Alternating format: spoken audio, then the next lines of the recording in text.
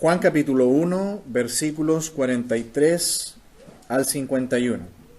El siguiente día quiso Jesús ir a Galilea y halló a Felipe y le dijo, sígueme. Y Felipe era de Betsaida, la ciudad de Andrés y Pedro. Felipe halló a Natanael y le dijo, hemos hallado a aquel de quien escribió Moisés en la ley, así como los profetas, a Jesús, el hijo de José de Nazaret. Natanael le dijo, ¿de Nazaret puede salir algo bueno? Le dijo Felipe, ven y ve.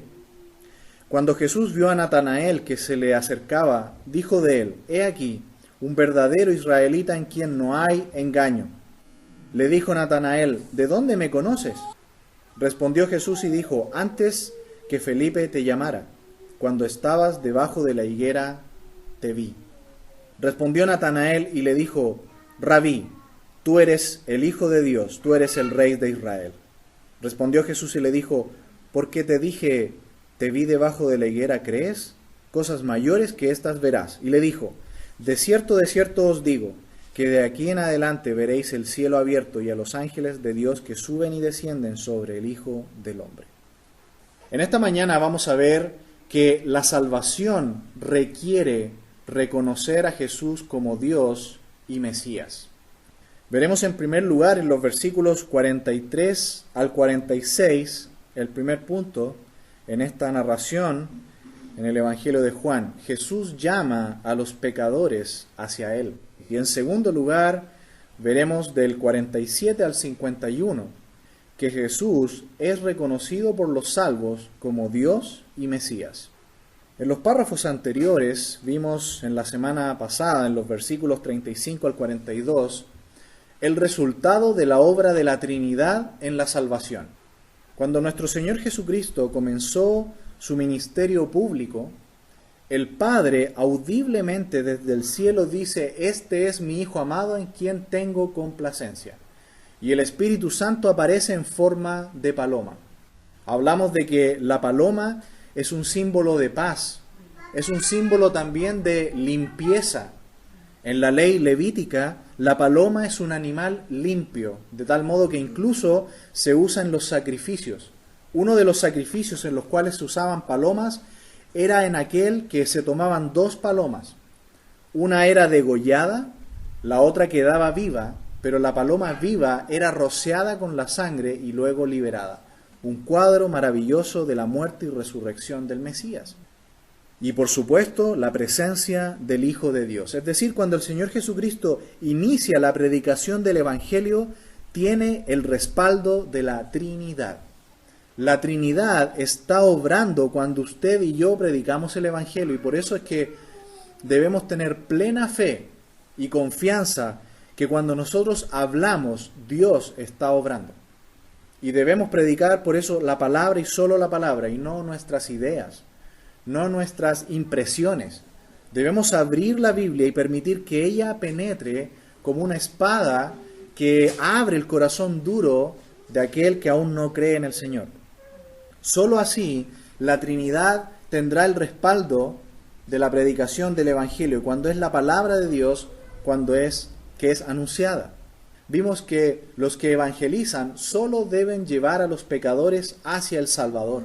Juan el Bautista, ¿qué hizo? Guiaba a las personas a Jesús, no hacia él mismo. Aunque Juan el Bautista ya gozaba de gran popularidad, de reconocimiento por su predicación, de tal modo que incluso una comitiva de los religiosos de más alto rango en Israel viajan tantos kilómetros, desde Jerusalén hasta Betábara, para entrevistar a Juan. ¿Por qué? Porque Juan había causado un impacto. Las palabras y los hechos de Juan el Bautista eran impactantes, de tal manera que no dejó indiferente a los religiosos de aquel tiempo. Cuando nuestras palabras, hermanos amados, y nuestros actos van de la mano, la predicación del Evangelio va a tener un impacto. Vimos también que los que creen deben ir a evangelizar a otros.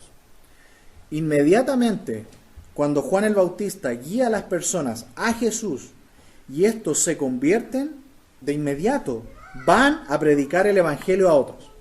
Andrés fue el primero en ver a Jesús y en convertirse. E inmediatamente Andrés va a buscar a su hermano Simón. Eso es lo que ocurre en la vida de un creyente que ha sido transformado por la palabra de Dios. Predica naturalmente el Evangelio a otros. De ahí que cuando alguien dice, yo soy creyente, pero nunca le habla a nadie, tenemos razones para dudar. Un creyente genuino siempre está compartiendo el Evangelio a otros. Vamos a ver entonces en esta mañana que la salvación requiere reconocer a Jesús como Dios y Mesías. Versículo 43. El siguiente día quiso Jesús ir a Galilea y halló a Felipe y le dijo, sígueme. Primero, Juan el Bautista, guiando a las personas al Salvador. Pero ahora, hermanos, es el Salvador mismo el que llama a los pecadores. ¿Nota el avance del Evangelio? Primero, se anuncia la llegada del Mesías a través de todo el Antiguo Testamento, en decenas y decenas de profecías, anunciando por fin la llegada del Mesías que iba a traer el perdón, la salvación y tiempos de refrigerio. Aparece Juan el Bautista, por 6 meses anuncia la inminente aparición del Mesías. Y cuando aparece el Mesías, comienza también a predicar el Evangelio. No hay duda que el reino de Dios se ha acercado. No hay duda de que Dios tiene interés en el mundo pecador y quiere salvarlo. Sin duda ama al mundo pecador y quiere darle la salvación. No quiere que ninguno perezca, sino que todos procedan al arrepentimiento. Llama a todos a la salvación, porque ha designado a Jesús, quien va a juzgar también al mundo pecador. Jesús en persona, el Salvador mismo ahora, viene a los pecadores y les dice, ven y sígueme. El primero entonces, en recibir la predicación del Evangelio directamente del Salvador, aquí según el relato del Evangelio de Juan, es Felipe. Y Felipe, dice el versículo 44, era de Betsaida, la ciudad de Andrés y Pedro. Betsaida entonces es una ciudad bendecida, pues recibe la predicación del Evangelio en primer lugar. El primero en convertirse es Andrés, quien va y le predica a su hermano Simón, lo trae, quien después será el apóstol Pedro. Jesús le cambia el nombre de Simón a Pedro. Y ahora Jesús mismo le predica a Felipe. Felipe cree, ¿y qué hace Felipe también? Va y busca a otro y le predica el Evangelio. A Natanael, versículo 45. Felipe halló a Natanael y le dijo, hemos hallado a aquel de quien escribió Moisés en la ley, así como los profetas, a Jesús, el hijo de José de Nazaret. Natanael significa Dios ha dado un regalo. Y es, por supuesto, un regalo que él haya recibido la salvación también, como lo vamos a ver. Natanael también se convierte y es muy probablemente Bartolomé, uno de los que más adelante será uno de los 12 apóstoles del Señor Jesucristo. Este versículo 45 es muy importante porque nos dice una verdad extraordinaria. Nos dice que la ley, es decir, los 5 primeros libros de la Biblia, Génesis, Éxodo, Levítico, Números y Deuteronomio, y también los profetas, es decir, todo el resto del Antiguo Testamento, dice que todo el Antiguo Testamento habla de Jesús.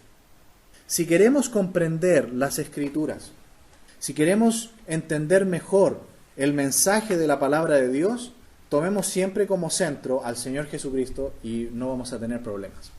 ¿Por qué el pueblo de Israel aún está perdido y no entienden la Biblia por más que la estudian? Y han producido tantos comentarios como el Talmud. ¿Por qué todos los grandes doctores y eruditos de las ciencias bíblicas que estudian la Biblia como un mero libro, lo estudian y producen grandes publicaciones, pero aún no lo entienden y no ven el sentido espiritual del texto bíblico? Es porque aún no han entendido que Jesús es el Mesías, el Hijo de Dios, y porque aún no han creído en Él. Lo estudian como un libro espiritual, religioso, pero no logran llegar al corazón de la Biblia. Aunque nosotros seamos personas muy sencillas, con pocos estudios quizás, con poca educación o con poco conocimiento, podemos llegar a la profundidad de la Biblia y conocerla en su sentido más profundo, porque el hecho de haber creído en Jesús como el Hijo de Dios nos dio el regalo más maravilloso de la Trinidad, el Espíritu Santo. Romanos 5:5 dice que cuando creímos en Jesús como nuestro Salvador, Dios derramó en nuestros corazones al Espíritu Santo. Y Juan dice que por el Espíritu Santo podemos conocer todas las cosas, aun lo profundo de Dios. Ni el más erudito y letrado profesor universitario va a lograr llegar al corazón de la Biblia si no tiene al Espíritu Santo morando en su vida. Solo lo va a entender como un libro histórico o religioso. Logrará entender las tradiciones judaicas, logrará entender la gramática y la sintaxis de los originales, pero no llegará al corazón de la Biblia, que es Jesús. Aquí Felipe le dice, mira, por fin resolvimos el misterio. Jesús es la clave para entender a Dios y para entender las Escrituras. ¿Podemos comprender las Escrituras? Podemos penetrar hasta lo más profundo de las Escrituras si usted tiene al Señor en su corazón. Por eso nunca se limite y diga, yo no conozco, o el pastor sabe más, o los líderes saben más. No, cada creyente, por tener al maestro de la Biblia, que es el Espíritu Santo, puede comprender aún lo profundo de Dios. Así que, hermano amado, simplemente vaya con un corazón humilde, vaya con oración y abra la Biblia y estúdiela, y Dios le va a hablar y va a edificar su vida. Y por sobre todo va a transformar su vida. Versículo 46 dice, Natanael le dijo, ¿de Nazaret puede salir algo bueno? Le dijo Felipe, ven y ve. ¿Por qué aparentemente Nazaret es tan despreciable? Bueno, si usted lee todo el Antiguo Testamento e incluso lee los escritos rabínicos, lee los escritos de Qumran, todo lo que usted quiera de la literatura judía antigua, Nazaret no se menciona en ninguna parte. No es una ciudad famosa. Aún Belén, que es parte de Nazaret, se menciona en Miqueas, pero se menciona pequeña eres entre todos los pueblos de Israel. Pero Nazaret, la localidad, no se menciona. Es una parte limítrofe en Israel desconocida. Y por eso Natanael, que tiene conocimiento del Antiguo Testamento, que conoce las tradiciones, dice, ¿cómo de Nazaret va a venir el Mesías? ¿Cómo de Nazaret va a venir el Salvador? Bueno, espero que como él y otros del pueblo de Israel conocen muy bien Deuteronomio 7:7, donde dice que Dios no escogió a Israel por ser la más grande de todas las naciones. La escogió siendo la más insignificante de todos los pueblos. ¿Por qué? Porque mientras más insignificante el lugar, mientras más insignificante el pueblo, mayor gloria recibe Dios. Y mayor gloria se revela entonces de parte de Dios. Cuán grande es Dios y cuán pequeño somos nosotros. Qué grande es el reino de Dios y cuán pequeña es Nazaret. Y aún más la pequeña Belén. Pero de allí nació el Salvador. Hay una frase aquí, una oración, mejor dicho, muy valiosa que dice Felipe, ven y ve. La encontramos también de parte de los labios del mismo Señor Jesucristo en el versículo 39, ven y ved. En el versículo 18 se nos dijo que a Dios nadie le vio jamás. Nadie podrá ver a Dios con los ojos humanos y vivir. Pero Jesús, el Logos, el Dios encarnado, puede ser visto. Podemos ver el rostro de Dios en la faz de Jesucristo. Dios se ha acercado y se ha revelado completamente a la humanidad en su Hijo, en el Señor Jesucristo, el Dios encarnado. Por eso que Felipe dice, ven y ved. ¿Quieren ver a Dios? Vengan y vean al Señor Jesucristo y verán a Dios.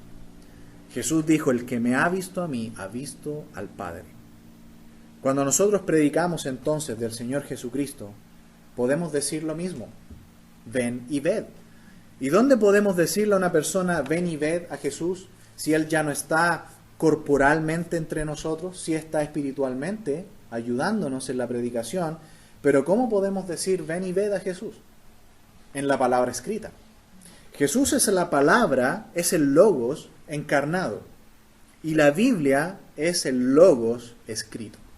¿Cómo podemos entonces llevar a las personas al Salvador diciéndole ven y ved la Biblia? Permíteme compartir contigo este texto de la palabra de Dios. Te lo voy a leer, escúchalo. Y permitamos que sea la palabra de Dios la que penetre en el corazón de las personas. Ven y ve. En segundo lugar, vamos a ver en esta mañana, no solamente que Jesús llama a los pecadores hacia Él. Vimos cómo llamó a Felipe e inmediatamente Felipe es transformado y va y busca ¿a quién? A Natanael y lo trae a Jesús. ¿Natanael se convierte? Claro que sí, lo vamos a ver a continuación. En segundo lugar, versículos 47 al 51, veremos que Jesús es reconocido por los salvos como Dios y Mesías. Y hermanos amados, para que un ser humano, pecador, perdido, que su corazón está duro y lleno de pecado y de oscuridad y de tinieblas, para que pueda hacer este reconocimiento de decir Jesús es Dios y es el Mesías, sin duda es que tiene que haber una obra sobrenatural del Espíritu Santo en el corazón de ese pecador. No puede ser de otra manera. No lo podemos ver con nuestros ojos de carne. Tiene que Dios darnos los ojos de la fe para que podamos por fin penetrar en la luz de Dios y darnos cuenta de que Jesús no es solamente un hombre, es Dios mismo hecho carne, habitó entre nosotros y se entregó como el sacrificio, como el cordero expiatorio por los pecados de toda la humanidad. En Hechos capítulo 10, versículo 38, si me acompaña por favor, veremos la labor del Espíritu Santo en el ministerio del Señor Jesucristo. El Señor Jesucristo, al encarnarse en el seno de la Virgen María y concebido por el Espíritu Santo, se produce esta unión misteriosa pero real de las dos naturalezas del Señor Jesucristo. Por un lado, la naturaleza divina. Es Jesús 100% Dios, sin limitación alguna de todas sus facultades divinas y de todo el poder y de todos sus atributos. Es 100% Dios. Lo único que veló el Señor Jesucristo en la encarnación fue su gloria. Aquella gloria que si un hombre la ve, no puede seguir viviendo. Aquella gloria que Dios tuvo que hacer un hueco en la roca para meter allí a Moisés, pasar Dios de tal manera que Moisés no muriera. La gloria de Dios solamente fue velada. Y luego en Juan 17 el Señor Jesucristo se la reclama al Padre y le dice, Padre, voy a terminar la obra, voy a la cruz, pero después quiero volver a la gloria que tuve contigo antes que el mundo fuese. Y la otra naturaleza que vemos es la humana. El Señor Jesucristo es vestido de humanidad.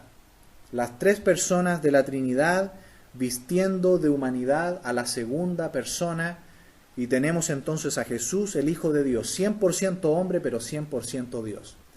En esa humanidad entonces, y en ese misterio tan maravilloso y eterno que es Dios encarnado, se nos dice aquí en Hechos 10:38, que durante todo su ministerio y desde su nacimiento, el Espíritu Santo apoyó y acompañó al Señor Jesucristo de principio a fin.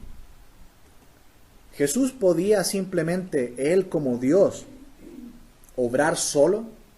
De acuerdo a la palabra de Dios, en la trina deidad no hay separación de las personas. Las tres personas están tan íntimamente unidas que era imposible que el Señor Jesucristo anduviera en este mundo por sí solo. Tenía el apoyo del Padre. El Padre estaba siempre con Él y dentro de Él, y el Hijo dentro del Padre. ¿Cómo? No lo sabemos, simplemente sabemos que es real. La unión, la inmanencia de personas, el Padre dentro del Hijo y el Hijo dentro del Padre. Así lo dice Jesús en Juan 17. como tú, Padre, en mí y yo en ti. Y el Espíritu Santo es el abrazo eterno de amor que une al Padre y al Hijo. Según Juan 1:1, el Hijo estaba eternamente cara a cara con el Padre. Una contemplación eterna de amor entre el Padre y el Hijo abrazados con el Espíritu Santo. Así lo entendieron los estudiosos de la Biblia de la antigüedad. La Iglesia oriental acuñaron el término perijóresis. Peri es esa preposición griega que nosotros usamos para decir, por ejemplo, perímetro, es decir, lo de alrededor. En un círculo, toda la línea del círculo es el perímetro. Y jóresis es la palabra para danza, movimiento o coro. Perijóresis, entonces, la usaron los teólogos de la antigüedad en el Oriente, la Iglesia griega, para decir que en la Trinidad las tres personas están unidas, pero como girando alrededor. La vida divina circula del Padre al Hijo, del Hijo al Espíritu Santo y del Espíritu Santo vuelve al Padre. Una recirculación en la vida divina, de modo que no están estáticos, hay un constante y eterno movimiento del Padre al Hijo, del Hijo al Espíritu Santo y del Espíritu Santo al Padre. Así lo vemos. Se nos dice que del Padre procede el Hijo y que del Hijo procede el Espíritu Santo y por tanto también del Padre. Vemos una recirculación entonces en la vida divina. De modo que no es casualidad que veamos aquí en Hechos 10:38 que el Espíritu Santo estaba con el Hijo durante todo su ministerio terrenal. Dice, como Dios ungió con el Espíritu Santo y con poder a Jesús de Nazaret, y como éste anduvo haciendo bienes y sanando a todos los oprimidos por el diablo, porque Dios estaba con él. Hay una unión tan íntima en la Trinidad que es imposible que se separen. Están unidos trabajando en pro de la salvación de la humanidad. Y es tanto el amor profundo que hay entre ellos tres, que en Juan 17 Jesús dice, yo quiero que el mismo amor y la misma unidad que hay entre ti, Padre, conmigo, quiero que ese mismo amor y esa misma unidad la tengan los creyentes en la iglesia. Ese mismo amor, esa misma unidad nos debe caracterizar a nosotros. Agustín de Hipona, aquel gran pensador de la iglesia del siglo IV, dijo que el Padre es amante, el Hijo es el amado y el Espíritu Santo es el amor. ¿Hay base bíblica para eso? Por supuesto. Se nos dice que tanto amó Dios el Padre al mundo que envió al Hijo al mundo para que muera por él. No lo envió para condenar al mundo, sino para que el mundo fuese salvo por él. Eso dice Juan 3, 16, 17 y 18. ¿Es el Hijo el amado? Claro que sí. El Padre dice, este es mi Hijo amado. Y Pablo dice que nosotros fuimos trasladados de las tinieblas al reino del amado Hijo. ¿Y el Espíritu Santo no es el amor mismo? Sí. El Espíritu Santo fue derramado en nuestros corazones. Eso dice Romanos 5:5. Dice que el amor de Dios ha sido derramado en nuestros corazones por el Espíritu Santo que nos fue dado. Por lo tanto, esta unidad tan extraordinaria, tan profunda que vemos en la Trinidad, es la misma que debe haber entre nosotros los creyentes. Y el Espíritu Santo entonces está trabajando, obrando, y el Hijo de Dios, pudiendo él mismo hacer con su poder propio los milagros, se nos dice que era el Espíritu Santo también, y el Padre quien estaba obrando con él y dentro de él. De modo que cuando Jesús está caminando en este mundo, no lo está haciendo solo. Está la plena compañía y el respaldo de la deidad completa en la predicación del Evangelio. Por eso que cuando el diablo trató de tentar a Jesús allí en Mateo 4, Jesús no hizo ninguna de las peticiones que el diablo le pedía. Porque ¿qué le pidió el diablo?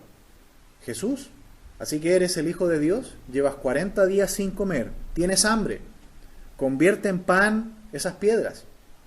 ¿No es legítimo que nos alimentemos cuando tenemos hambre? Por supuesto, pero ¿cuál era la trampa?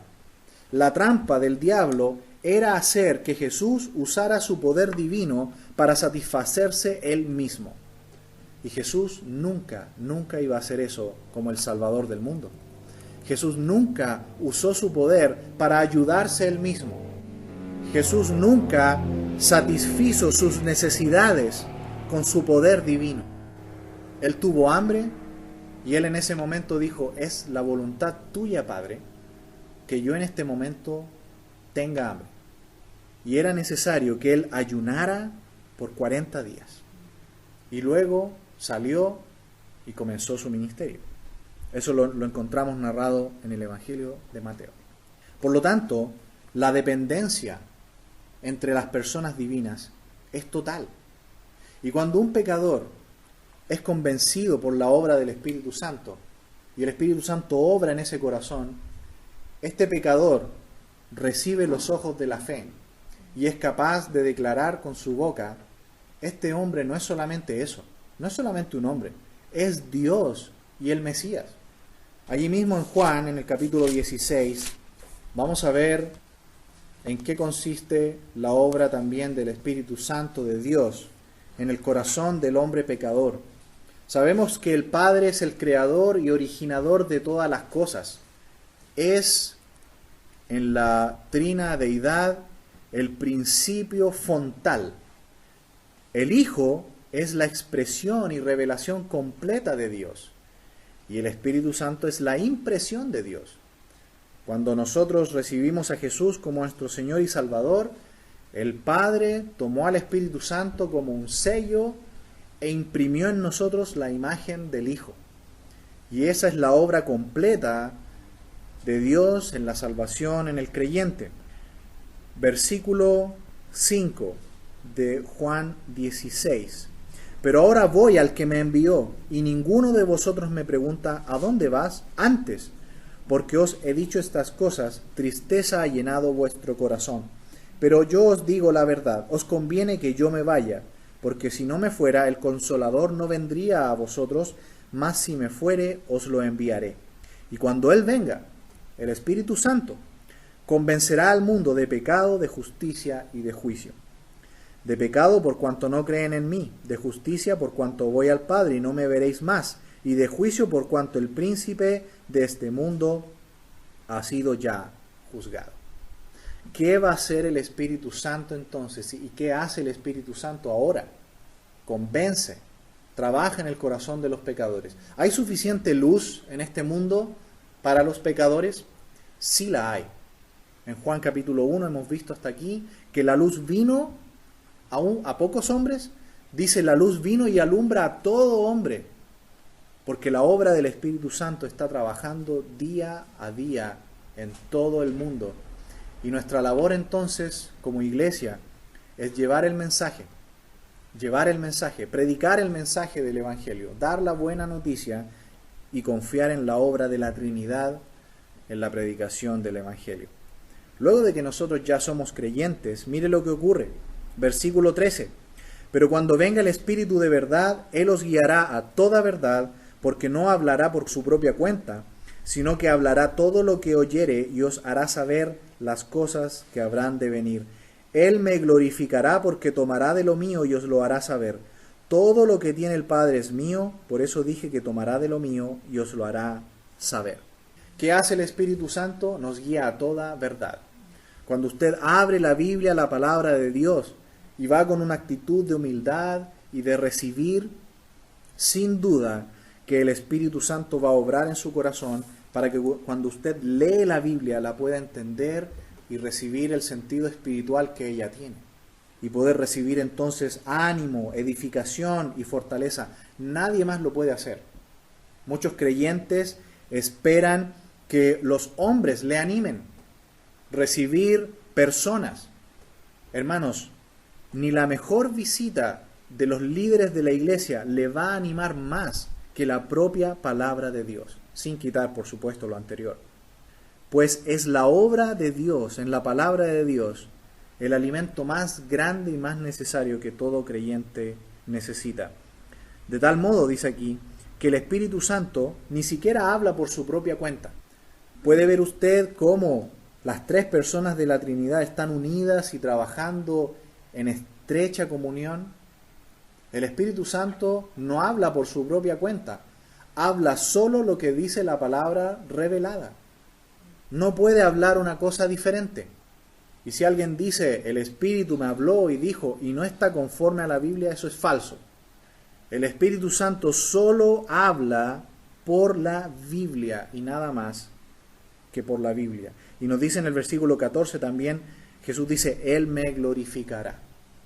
En ninguna parte del Nuevo Testamento se nos dice que debemos glorificar o adorar al Espíritu Santo. Sí se nos dice que debemos glorificar a Dios y al Hijo. ¿Por qué nunca se dice que debemos adorar y glorificar al Espíritu Santo? Porque no es labor del Espíritu Santo recibir la adoración. El Espíritu Santo, ¿qué hace? Nos guía a nosotros a adorar al Padre y al Hijo. Y versículo 15 se nos dice que todo lo que tiene el Padre lo tiene el Hijo. Bueno, versículo 47, volviendo entonces a Juan capítulo 1, dice, cuando Jesús vio a Natanael que se le acercaba, dijo de él, he aquí un verdadero israelita en quien no hay engaño. Le dijo Natanael, ¿de dónde me conoces? Respondió Jesús y le dijo, antes que Felipe te llamara, cuando estabas debajo de la higuera te vi.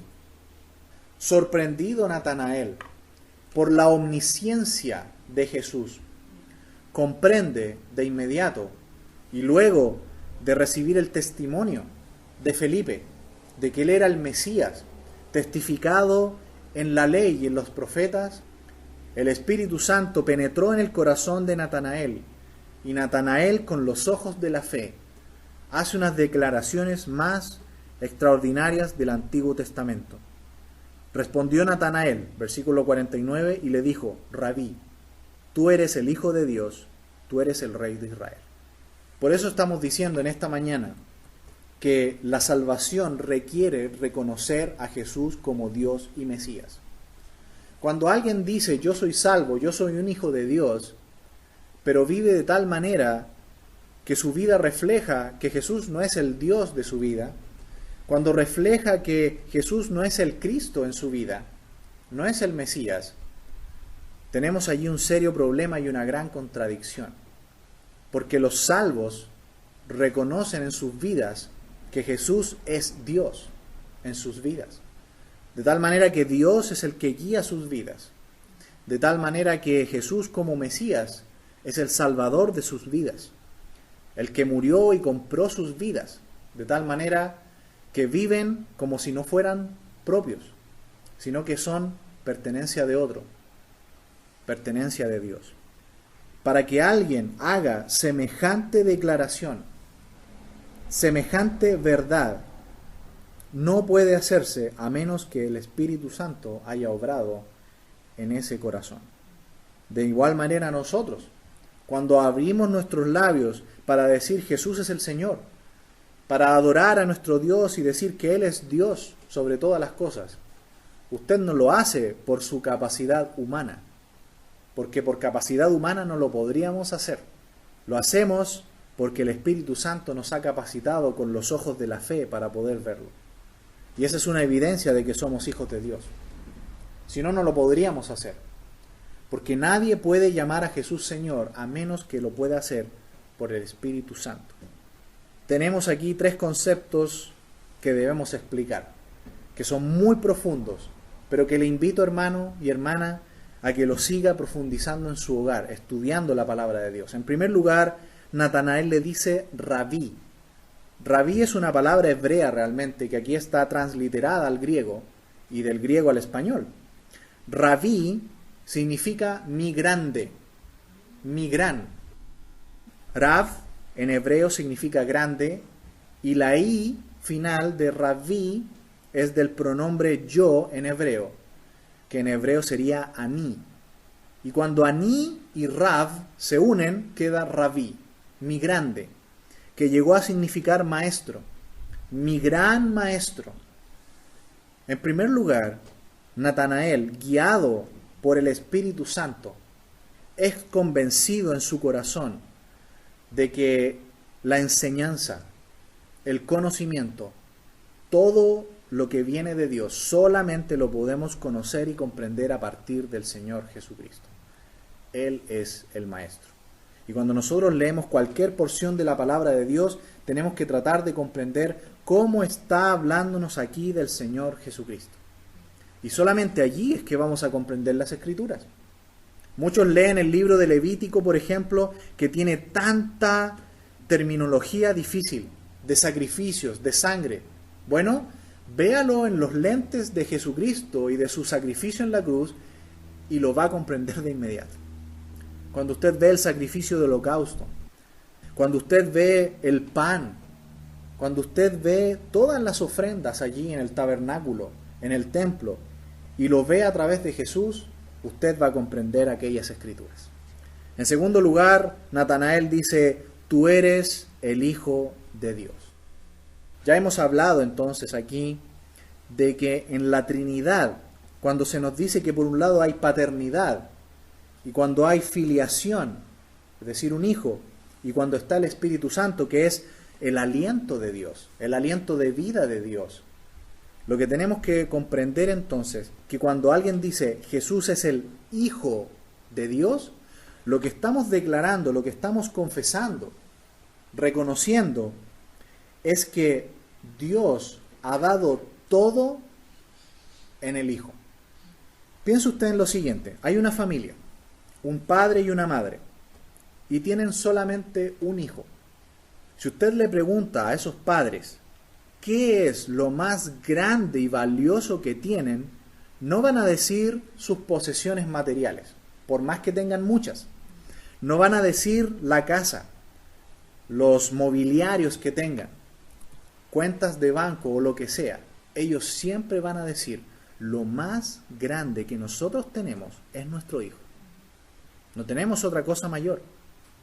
Cuando nosotros decimos que Jesús es el Hijo de Dios, lo que estamos diciendo es que lo más grande y todo lo máximo que Dios puede dar es el Hijo.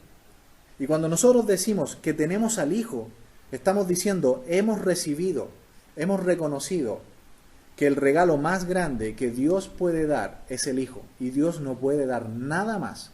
Si da al Hijo, lo ha dado todo. Juan 3:16 dice que Dios lo dio todo. Dio a su Hijo unigénito. Acompáñeme por favor a Romanos 8, versículo 17. Leamos desde el 12 para entender un poquito el contexto. Romanos 8:12. Así que hermanos, deudores somos, no a la carne, para que vivamos conforme a la carne, porque si vivís conforme a la carne moriréis. Mas si por el Espíritu hacéis morir las obras de la carne, viviréis. Porque todos los que son guiados por el Espíritu de Dios, estos son hijos de Dios. Pues no habéis recibido el espíritu de esclavitud para estar otra vez en temor, sino que habéis recibido el espíritu de adopción por el cual clamamos, Abba, Padre. El Espíritu mismo da testimonio a nuestro espíritu de que somos hijos de Dios.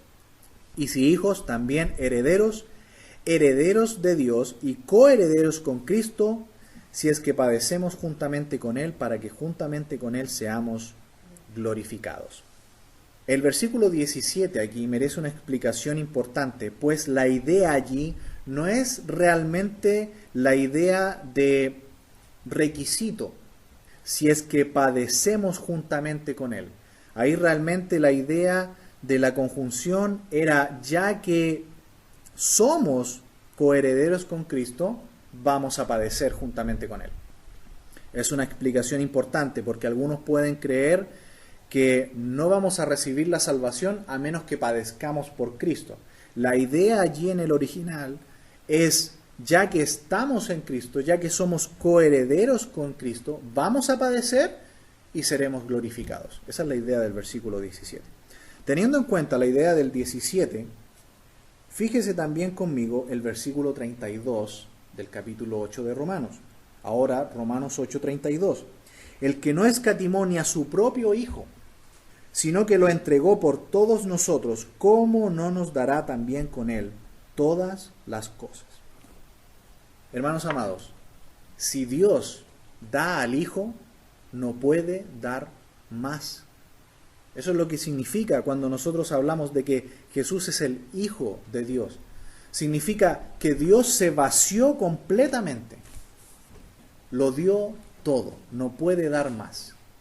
Podría habernos dado otras cosas, pero al dar al Hijo, lo da todo. Porque ¿quién es el creador según Juan 1:1 y 2 y versículo 3?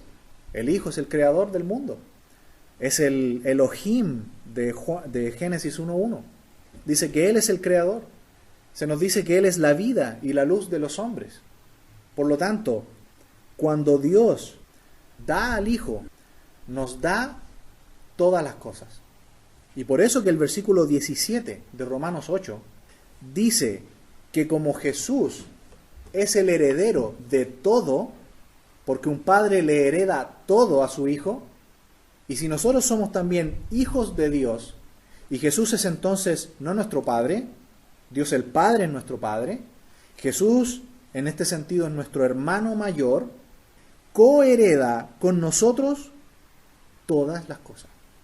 Yo no sé, hermanos, si ustedes pueden ver lo maravilloso que es esto, que debe hacernos saltar de gozo y de alegría entender que cuando Dios da al Hijo, lo da todo.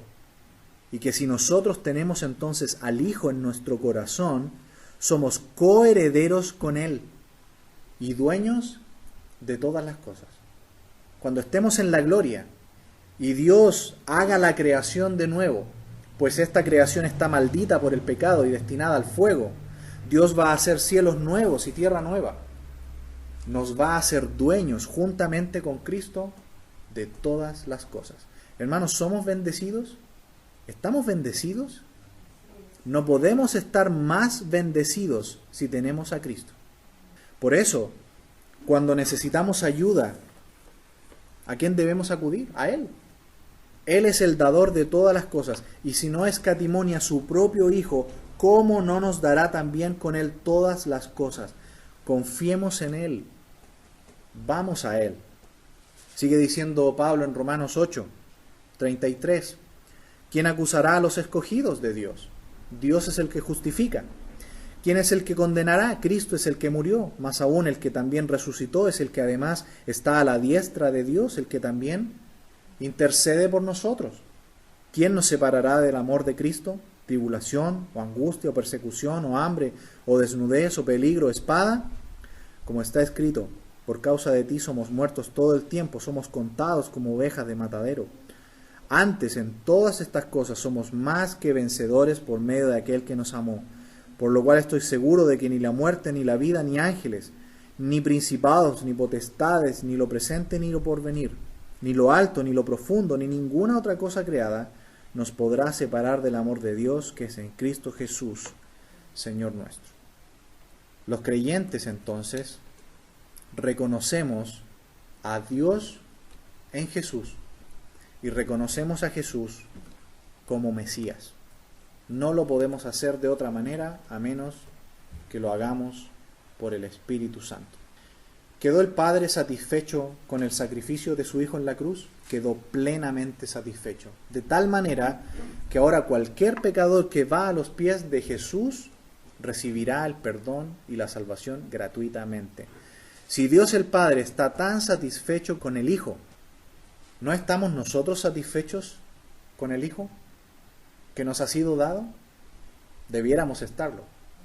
Por eso tanta tristeza hay en el corazón de Dios cuando nosotros, siendo hijos de Dios, vamos a cisternas rotas a buscar satisfacción para nuestras almas, en vez de ir a Dios, que es la fuente de todo bien. Es el Rabí, es el Hijo de Dios y es el Rey de Israel. Si usted recuerda conmigo cuál era el propósito del evangelista Juan al escribir este libro, es muy claro. Juan escribió con el propósito, Juan 21, 20, 30 y 31, hizo además Jesús muchas otras señales en presencia de sus discípulos, las cuales no están escritas en este libro, pero estas se han escrito para que creáis que Jesús es el Cristo, el Hijo de Dios, y para que creyendo tengáis vida en su nombre. ¿Qué hizo Natanael? Natanael creyó que Jesús era el Cristo y el Hijo de Dios. ¿Recibió la vida eterna y la salvación? Sí. Porque el que cree que Jesús es el Cristo, es decir, el Mesías, el Rey de Israel, y el que cree que Jesús es el Hijo de Dios, tiene vida eterna. Rey de Israel significa el Mesías, el ungido, el que va a traer al mundo los tiempos de refrigerio, el que va a traer el juicio final, el que va a traer los cielos nuevos y la tierra nueva, el que va a reinar junto con los ángeles en la ciudad celestial con todos los millares de salvos que adorarán santo, santo, santo al Señor Dios Todopoderoso por la eternidad. Ese es el Mesías, el Rey de Israel. Para poder comprender esto, tiene que haber un corazón roto. El corazón antiguo, el corazón de piedra, el corazón de carne tiene que romperse y Dios nos da un corazón nuevo de carne para poder ver entonces con los ojos de la fe que Jesús es el Maestro, es el Rabí. De Él es que podemos aprender. Es el Hijo de Dios, es decir, es el regalo de Dios, es Dios dándonos todo y es el Rey de Israel, es nuestro Mesías, es el Salvador, es el Cordero expiatorio por nuestro pecado. Mire la respuesta de Jesús, versículos 50 y 51. Respondió Jesús y le dijo: porque te dije, te vi debajo de la higuera, ¿crees? Cosas mayores que estas verás. Y le dijo: de cierto os digo, de aquí en adelante veréis el cielo abierto y a los ángeles de Dios que suben y descienden sobre el Hijo del Hombre. ¿Qué ocurre cuando alguien es salvado? Ha recibido los ojos de la fe. Podrá ver cosas mayores. Jesús le da una de ellas. Verás el cielo abierto, a los ángeles subiendo y bajando sobre el Hijo del Hombre. Nosotros quizás no hemos visto cosas semejantes, tales cosas, pero sí hemos visto otras. Por ejemplo, la transformación de nuestra propia vida, si realmente hemos creído en el Señor Jesucristo, ese es un gran milagro. Porque pregúntese usted, ¿dónde estaría ahora mismo si usted no conociera al Señor? ¿Qué estaríamos haciendo? Quizás ya estaríamos muertos en el infierno. Pero el Señor ha transformado nuestra vida y poco a poco nos está formando a la imagen de su Hijo. Piensa en otros que han sido transformados. Piensa en otros que han sido sanados, que han sido salvados. Cuando somos salvos, Dios nos ha dado los ojos de la fe y nos ha capacitado para ver a Dios detrás de todo en nuestras vidas. Cuando ocurren cosas que no comprendemos, podemos decir: Dios está allí detrás. No lo comprendo ahora, pero Él está allí. No lo siento, no lo veo, pero yo sé con los ojos de la fe que Él está ahí. La última expresión, que esta sí la incluye el Señor Jesucristo, es el Hijo del Hombre. La expresión Hijo del Hombre apunta a su humanidad, a su unión de la deidad con la humanidad. Tenemos entonces literalmente hasta aquí su rabinato, es decir, Él como maestro, pues Jesús vino a enseñar, Jesús vino a revelar al Padre a los hombres, su divinidad, su rol como maestro, como enseñador, como revelador del Padre. En segundo lugar, su divinidad, es Hijo de Dios. En tercer lugar, Rey de Israel, su mesianidad, es el Cristo, es el Salvador. Pero en último lugar, el Hijo del Hombre, su humanidad. Tenemos literalmente entonces hasta aquí el Maestro, Dios, el Mesías y el Verbo hecho carne. Hemos visto, hermanos, en esta mañana, en este pasaje realmente maravilloso, que la salvación requiere reconocer a Jesús como Dios y Mesías. Cuando prediquemos del Señor Jesucristo a otros, recordemos que Él es Dios encarnado y es el Mesías, es el Salvador, para que haya realmente salvación, porque solamente un hombre hecho Dios y un hombre hecho Dios que muere en la cruz es el único que puede salvar al pecador. Oremos.